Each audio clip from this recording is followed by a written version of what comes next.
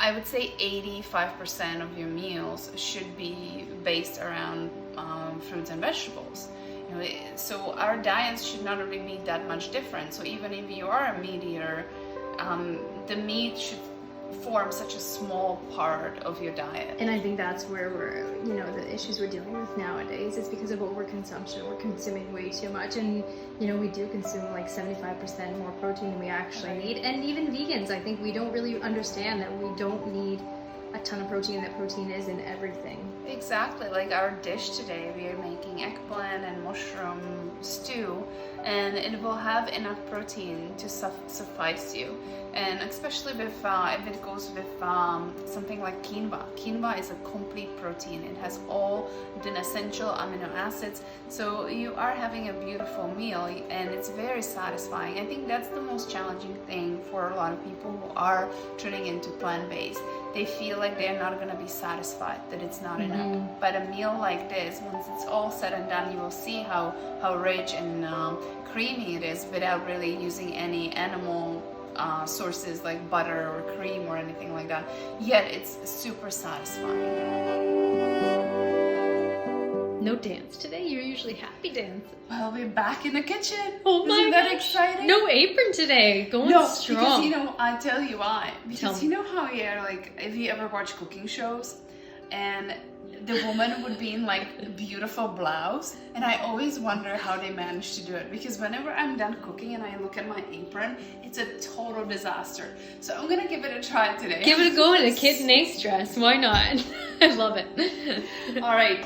So what are we making today?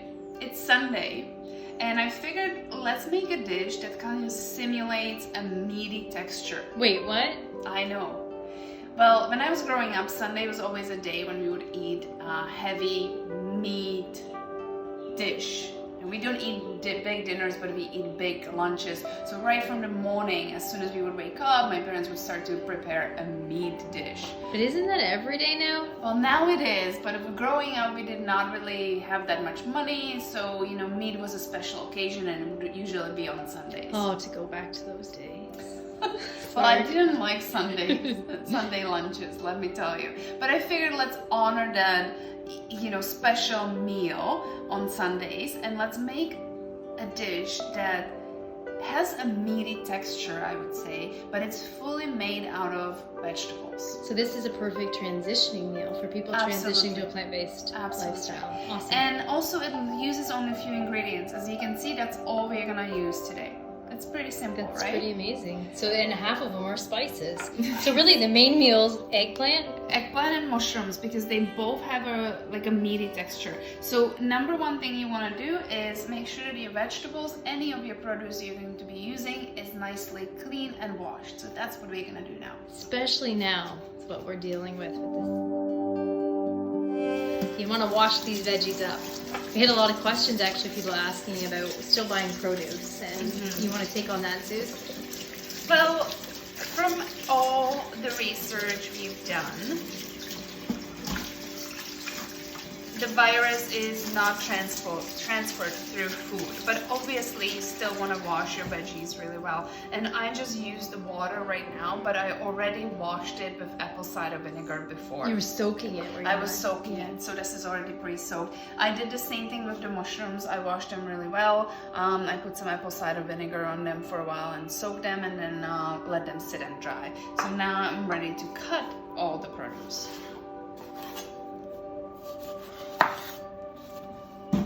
So what style of cutting are you going to do with the eggplants? I'm gonna dice it. I would dice it, but honestly, it's totally up to you, however you choose to cut it. I would say, to make it like a stew kind of texture, I would probably dice it like a big chunks. But I think it's a personal preference. I'm not really that picky when it comes to it. And eggplant cooks down, so. A lot, yes. Now, some people say that eggplant is like an acquired taste. A lot of people don't like eggplant. I personally did not used to like eggplant. However, you learn to like it because as a plant-based eater, your taste buds start to really change, right? So things that maybe you didn't like a couple years ago, give them a shot again, because you might be surprised how different your taste buds are and your... And it's good to change it up. We always say that, you know, the variety is really the key. Absolutely. It's not only just good for a nutritional standpoint that, you know, we want to make sure that we eat variety of plants because of the different vitamins and minerals in them, but also from our gut health. We want to have diversity in plants, as Dr. B says. And that's because it changes the enzymes and the microbiome in our gut. The microbiome, absolutely. It's the fiber in our plants that really feeds the microbiome. So if we are constantly eating the same thing, then we are not really feeding the microbiome, and we are not giving it the right, the right food for the bacteria to produce, the healthy bacteria to produce. Okay, so I have this all ready to go, and we are ready to get on the pan. All right, I'm coming.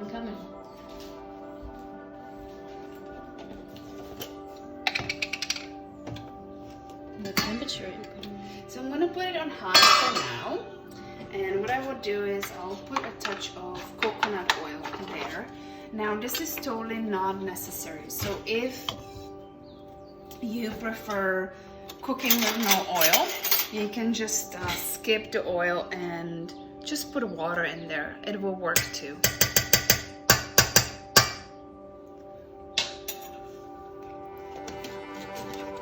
Let it melt.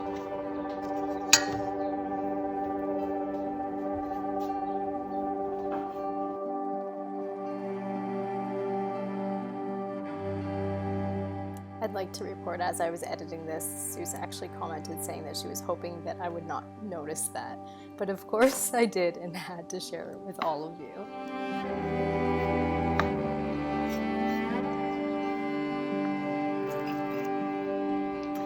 As your oil in the pan is heating up, you also want to turn your oven on. So we'll turn it on 425. Let's go 425, so quite high. And once your oil is ready to go, you can add the mushrooms. So we start with the mushrooms. I'm using shiitake mushrooms today, but honestly, you can use any mushrooms you like. Turn the heat down a little bit so it doesn't burn. And a little trick is, if you are sauteing any of your vegetables and it starts to stick to the bottom, just add a touch of water. You don't have to be adding more oil to it.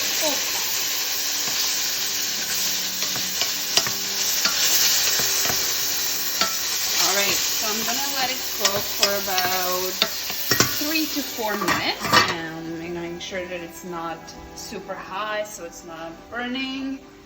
And meanwhile, I'll get some garlic ready.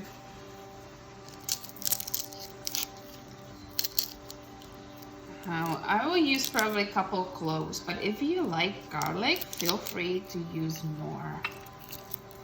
And as you can see, I'll be using a different cutting board because it definitely is not fun when you have one cutting board only, and let's say that you want to eat a pineapple and you start cutting the pineapple on the same cutting board as you cut your onion and garlic, and your pineapple tastes like garlic. You've done that before. Definitely. But if you like garlic, you might be into that kind of stuff. All right.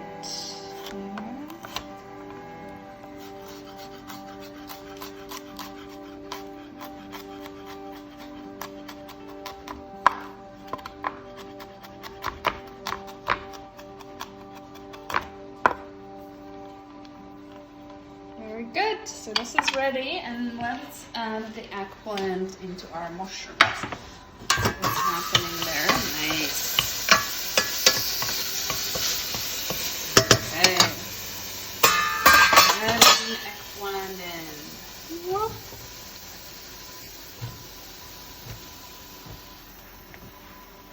How much mushrooms were you using? I know there's 2 eggplants. You know, honestly, at this point, I was just using about 1 cup. You can use more than that. Here's the situation. We are in the middle of the coronavirus outbreak, so we don't go to the store that often, and I'm just using whatever we have on hand. If you end up with something like that, definitely get rid of it. That's not good. No. Also, I have to say that our cooking show, if we can call it this, is not the most, how would you say it? Professional? Polished and professional. It's the real stuff. That's that what happens makes in the it kitchen. good. That's right. Yeah. Okay. You don't get this anywhere else. So we have the mushrooms and the eggplant cooking, and it will cook for probably, I would say, like 10 minutes. Just give it about 10 minutes before you add anything else to it. Garlic, turmeric. She's cheating, people. She's cheating. No, just kidding. She's creating a post for all of you, so when it's all said and done, you can have the recipe yourself. That's right.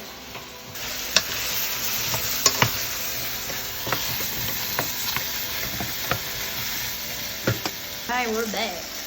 We're back. So after about, I would say about 7 to 10 minutes, add the fresh garlic into it. And I have to say that I had to add a little bit more water to the pan to make sure it does not stick to the bottom. And adding the garlic, and we'll also add our spices now. Ooh. And at this point, you can turn the heat off completely, and let's add the spices. So salt and pepper.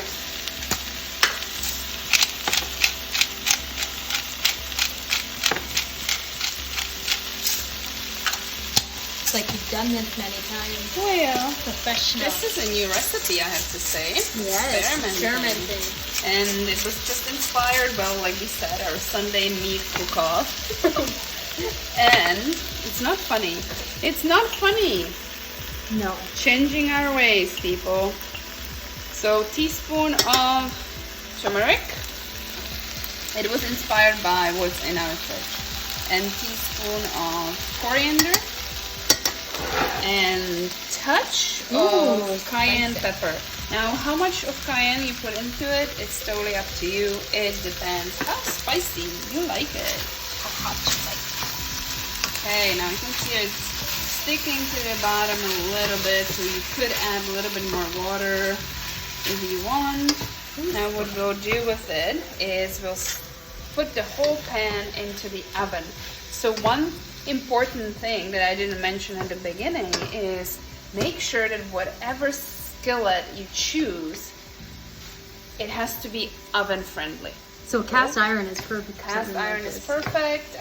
Also, like the one we are using here, it doesn't have any plastic, so it can go into the oven.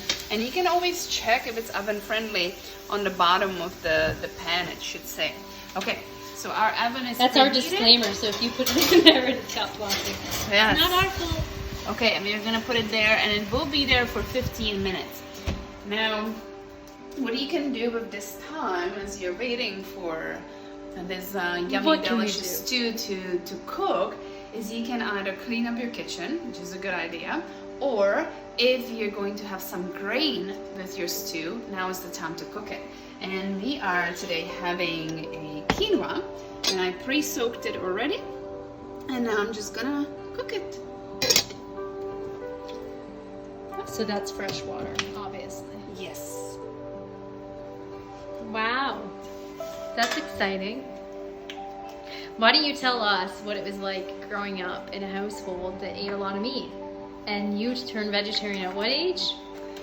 Well, the first time I mentioned that I wanted to be vegetarian, I think I was 5 years old, and it did not go over well because the Czech culture is, well, let's just say that our cuisine in Czech is very heavily based around meat and dairy and eggs. So it was challenging and definitely not accepted all that well. And I have to say, even now, which is what, like 35 5 years later, Just aging yourself, folks.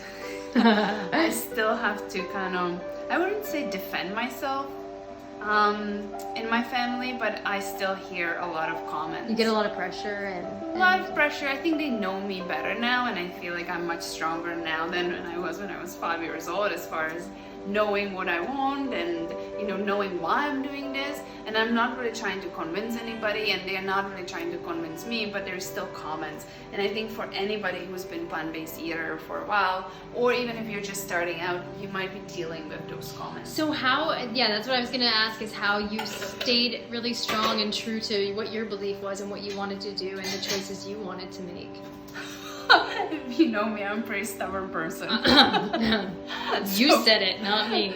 So I think that if I have a belief, it's very difficult for anybody else to kind of convince me otherwise.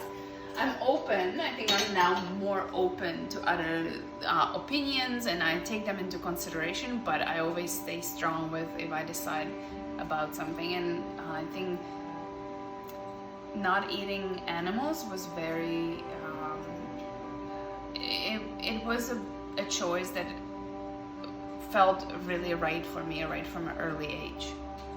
Yeah. What about you, for you, Nikki?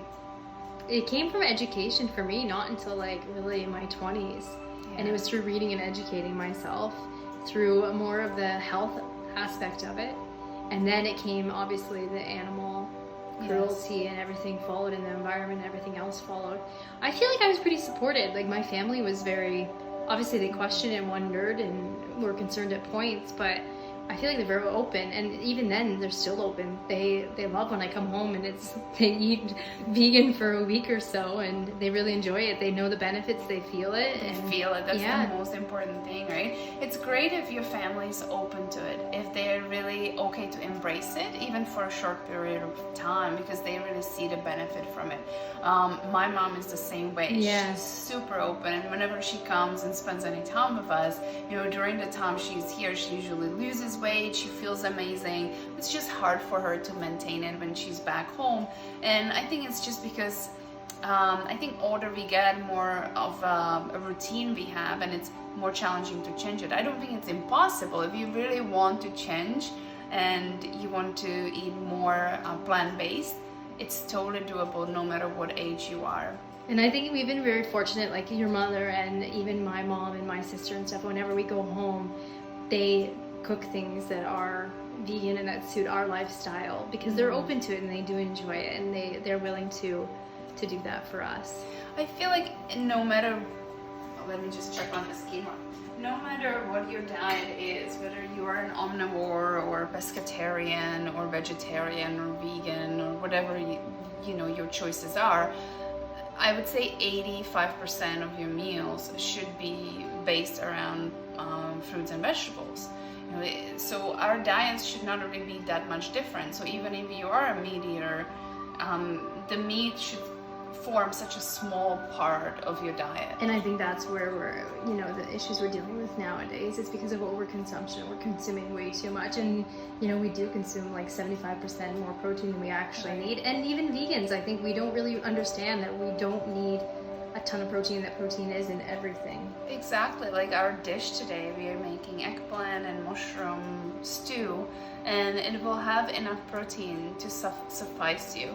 And especially if it goes with something like quinoa. Quinoa is a complete protein. It has all the essential amino acids. So you are having a beautiful meal, and it's very satisfying. I think that's the most challenging thing for a lot of people who are turning into plant-based. They feel like they're not going to be satisfied, that it's not enough. But a meal like this, once it's all said and done, you will see how rich and creamy it is without really using any animal sources like butter or cream or anything like that. Yet it's super satisfying. So when it comes to family and stuff, education is really key. Knowing and just having some education to back yourself up, in a sense of, educating them, letting them know that this meal has a lot of protein or whatever it might be. Education is really important, not pressuring or pushing people to change their lifestyle to meet yours, but just, I think if there is comments and there's remarks, stand strong and don't react to them. You can respond in a sense of that's your opinion or whatever, but just be strong to who you are and just let it slide. It's a lot of the time it's people's insecurities really coming through. What's going on?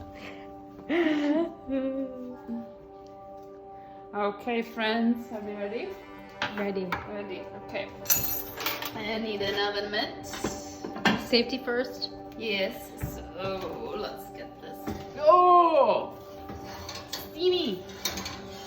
Okay. Oh, heavy and steamy. Come There on, it you're is. strong. Isn't it beautiful? Okay, now this is gonna be super hot, so make sure you're careful. Keep your oven mitt on. Hold Yes, the handle. and you will put it back on the stove. Okay, so turn the temperature? heat down. You got it on about what? 4 or 5? Low, medium. Now we have a couple more things to add into it. So number one is some coconut milk. So how much you put in there is up to you. I would say probably at least a cup. Depends how saucy you like your stew. Spicy and saucy, do you like it? So there we go. It looks pretty good. And I have to say, I'm keeping myself pretty clean don't still. jinx yourself, though. I know. Eh? Okay. So that looks pretty good to me. And we are also going to add some So what did you use? garam About masala. half the can? Half the can. I would say about a cup, 3/4 of a cup. And I'm going to put garam masala there. And that's something that you always want to add into your dishes at the end. And how much is that? Don't worry, folks. She's not using vanilla. No. It just looks This is that a garam way. masala from India, and Oh, yes, so I'm saving this one, savoring this one.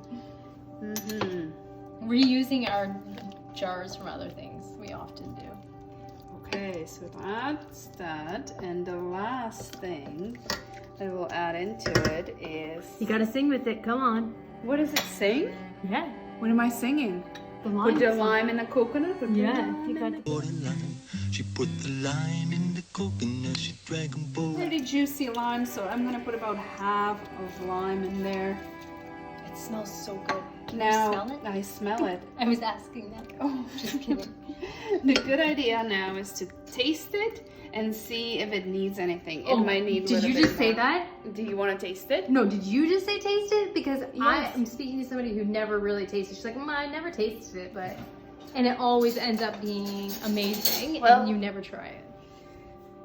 Well, I think still it's probably good to taste it. So I'll get Nikki to taste it. I like that you're blowing on the food. I'm gonna taste. Would you like to taste it? I'll taste it. Be All right. careful, it might be All right. hot. Let's do it. Don't spill. Oh, yum. Look at this, folks.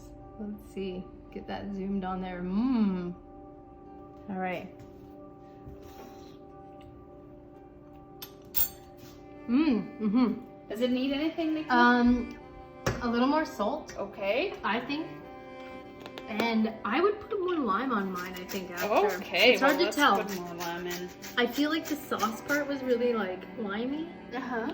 But I like lime a lot. Okay. Like in curries and stuff, I really like it. So, but that's something you can add after. You sure can, People's but preference. that's what we're gonna do there. Same with the salt. We're going for it, eh? Going for Wow, it. folks, she's put the whole lime now. Now, while this was in the oven, I kept myself busy and made myself useful, and I made a salad for us as well. So productive.